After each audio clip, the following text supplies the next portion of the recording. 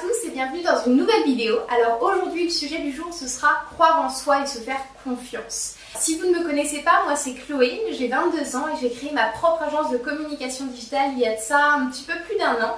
Auparavant j'étais en auto-entreprise et je souhaite en fait partager au maximum mon expérience, mon vécu, mon ressenti sur des sujets pour vous aussi mener à bien vos projets.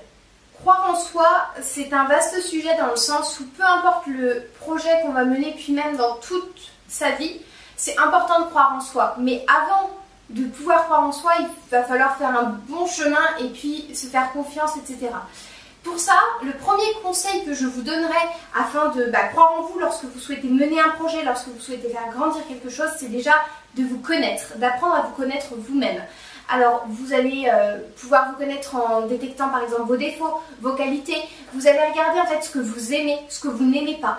Et en fait, le plus vous vous connaîtrez, le mieux vous saurez ce que vous aimez faire, ce que vous voulez faire et ce que vous allez réussir à faire. Et à ce moment-là, vous allez croire en vous. C'est tout à fait normal d'avoir des défauts. Le but, c'est pas de vouloir se changer. En essayant de se changer, de ne pas être soi-même, on va juste être frustré et pas du tout s'accepter. Non, au contraire, il faut être conscient que voilà, vous avez tel ou tel défaut. Personnellement, moi, je ne supporte pas me prendre la tête quand telle ou telle chose ne fonctionne pas. Je préfère que ce soit directement, que ça fonctionne directement. Par contre, je vais être très à l'aise en public, je vais avoir le contact facile, je vais pouvoir faire du commerce beaucoup plus facilement.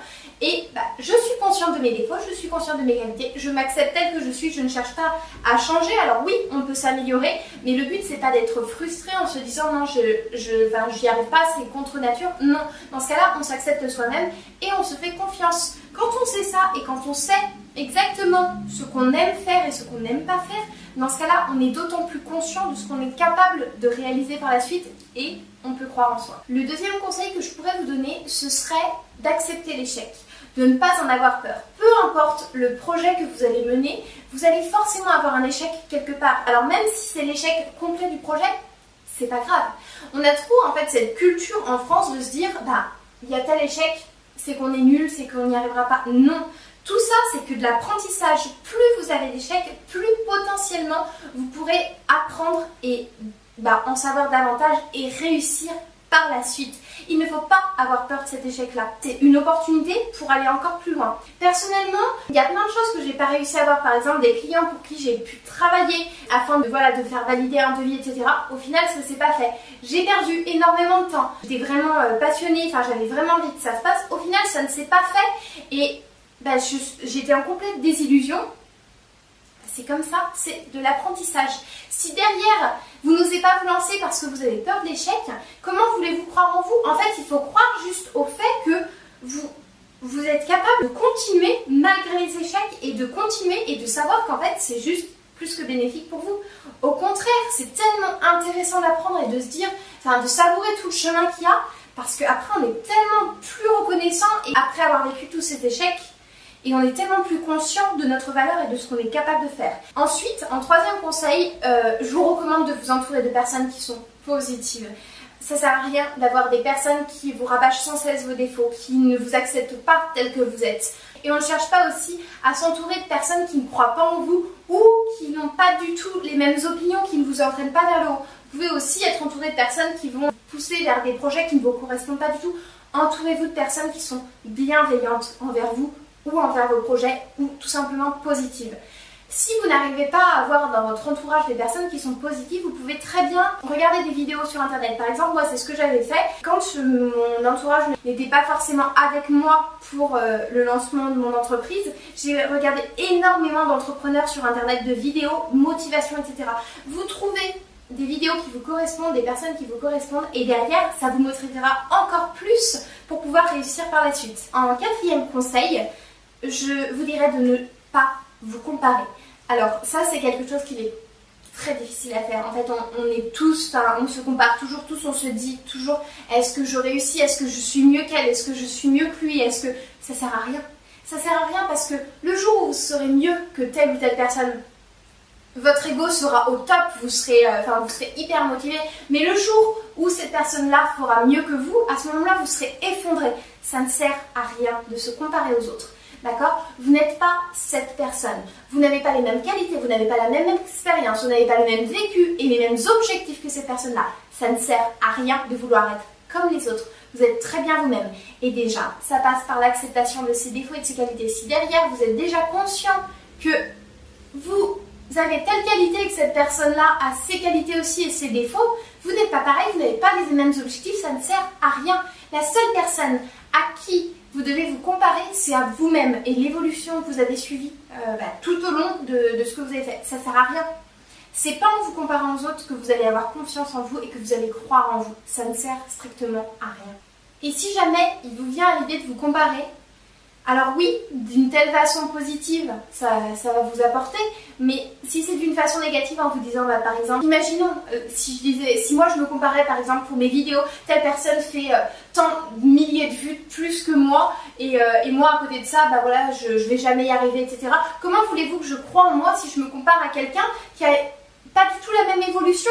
Je veux dire, si elle a commencé à faire des vidéos 10 ans avant, forcément elle n'a pas le même nombre de vues, forcément elle a son caractère, ça passe mieux avec certaines personnes qu'avec d'autres. Non, on a tous nos facilités, il suffit juste de trouver sa voie et de trouver ce qu'on aime derrière. Ça sert à rien de se comparer avec des personnes qui sont à ce niveau-là si vous commencez tout juste. Pareil dans l'entrepreneuriat, si on se compare à des entreprises qui ont déjà 10 salariés, qu'on veut atteindre les mêmes objectifs, il faut se rendre compte de eux, à quel niveau elles ont commencé, comment est-ce qu'elles se sont mises en place, et de voir, c'est bien de se comparer dans le sens où ça nous challenge, mais arrivé un moment, si on se compare à des personnes qui ont je sais pas combien d'années d'expérience, ça ne vous apportera strictement rien. L'important c'est de garder votre authenticité à vous et de vous accepter tel que vous êtes, et ça marchera forcément. Quand on est motivé pour un projet et quand on veut quelque chose, on y arrive forcément quand on se donne les moyens d'y arriver. Alors ça sert à rien de se comparer. En conseil numéro 5, je vous dirais de prendre conscience de tous vos accomplissements. On en parlait du fait qu'il ne fallait pas se comparer aux autres. Oui, mais vous pouvez vous comparer à vous-même. Se comparer à qui nous étions il y a 1 an, qui nous étions il y a 2 ans, et voir en fait toutes les évolutions que vous avez franchies. Si vous ne croyez pas en vous, faites la liste de toutes les réussites que vous avez passées dans votre journée, dans votre semaine, dans votre mois, dans votre année, tout ce que vous avez réalisé et dont vous êtes fiers.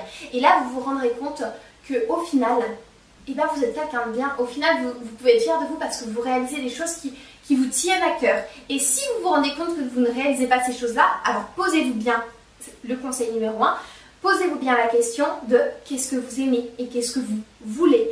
Et acceptez-vous et réalisez ce que vous avez envie de faire.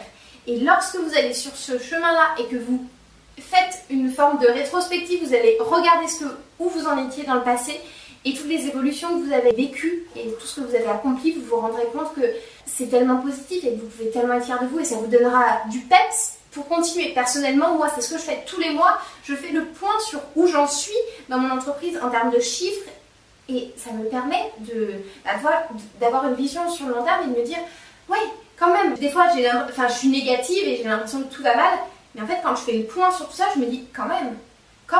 Et enfin, pour pouvoir accomplir une multitude de choses, pour pouvoir être fier de soi, pour pouvoir croire en soi, il faut aussi oser sortir de sa zone de confort. Que la zone de confort, ça va être l'endroit où vous allez vous sentir bien, les choses que vous faites, c'est une question d'habitude, que vous faites sans stress, que vous faites sans peur. Non, il faut aussi se challenger. Si, petit, vous n'étiez jamais allé chercher le pain seul, par exemple à la boulangerie, comment auriez-vous pu par la suite, aller parler en public pour présenter un exposé. En fait, c'est toutes des petites évolutions que vous allez faire au fil de votre vie qui vont vous permettre de grandir, d'apprendre, d'accomplir de plus en plus de choses et de croire de plus en plus en vous parce que vous vous rendrez compte que oui, vous en êtes capable. Alors oui, vous avez peur par exemple d'aller parler en public, d'aller parler face à une caméra, d'aller parler à ce garçon, de voyager, de changer de pays, de déménager, peu importe en fait, parce que vous ne croyez pas en vous. Arrive un moment, ne vous questionnez plus, vous foncez. Si vous vous plantez, comme on le disait, c'est pas grave, c'est un échec, vous allez qu'apprendre. Franchement, il n'y a aucune honte. Au contraire, il vaut mieux se tromper une fois et puis ne plus jamais se tromper et du coup avoir la vie dont on rêve plutôt que ne pas oser et ne pas atteindre ses objectifs et ne pas atteindre la vie que l'on souhaite. Moi, par exemple, j'ai fait des conférences où jamais j'aurais pu les faire si je n'avais pas osé, si j'étais pas sortie de ma zone de confort. Je suis allée demander à la CCI si elle était possible de faire des conférences et je me suis dit, de toute façon, j'ai rien à perdre. Au pire, elle me dit non, au pire, ils me disent oui. J'y suis allée, on m'a dit oui. Je fais ok. Ensuite, je me suis préparée pour aller faire ma première conférence. C'était une conférence au sujet du réseau social LinkedIn. Je n'ai pas dormi pendant 2 nuits. Mais j'y suis allée. Et j'y suis allée en me disant, de toute façon, tu peux pas faire marche arrière. Et maintenant, tu es obligée d'y aller. Et tu assures. C'est pas grave si tu te plantes. Dans tous les cas, ça t'aura apporté que du positif. Parce que la prochaine fois, tu sauras les erreurs que tu as faites et tu ne les referas plus.